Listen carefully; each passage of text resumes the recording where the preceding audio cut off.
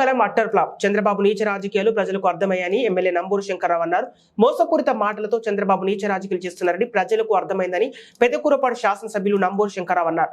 పల్నాడు జిల్లా క్రోసూరులో నిర్వహించిన మీడియా సమావేశంలో పెదకూరపాడు ఎమ్మెల్యే నంబూరు శంకర్రావు చంద్రబాబు చేసిన అసత్య ఆరోపణలు తిప్పుకొట్టారు.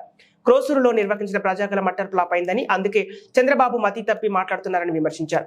తనపై తమ ప్రభుత్వంపై బురద జల్లి ఓట్లు రాల్చుకునేందుకు చంద్రబాబు ప్రయత్నిస్తున్నారని మండిపడ్డారు. చంద్రబాబు జనాల్ని ఆకర్షించేందుకు 6 నెలల్లో 3 సభలు పెట్టారని, 3 పేర్లు మార్చారని, అయినా జనం పట్టించుకోలేదన్నారు. అందుకే తనపై అసత్య ఆరోపణలు చేస్తున్నారని మండిపడ్డారు.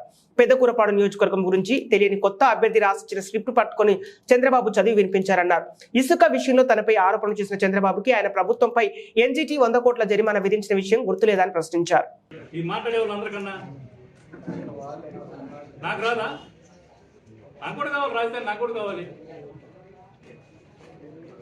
మా మండలంలో ఉంటే నాకు బెనిఫిటే కదా. కాకుండా ఎక్కడ పోతుంది? ఎక్కడికి పోదు, ఇక్కడే ఉంటుంది రాజధాని.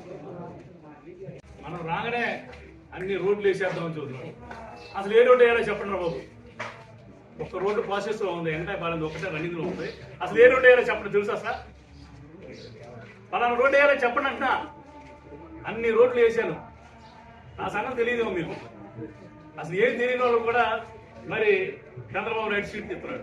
అలాంటి పరిస్థితి. కనీసం మినిమం నాలెడ్జ్ ఉండాలిగా.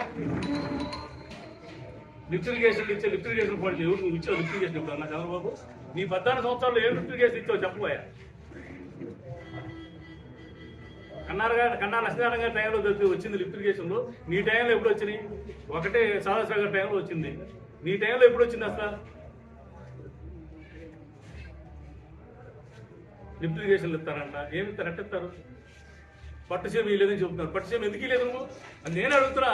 5 సంవత్సరాలు గవర్నమెంట్ నుండి నువ్వు ఎందుకు చేయలేకపోయావు? కనీసం ల్యాండ్ ఎక్వేషన్ చేయలేకపోయావు రైతులకి. సిగ్గు శరం ఉండాలి. పత్తి నేనే చేశానని చెప్పుకోవడానికి.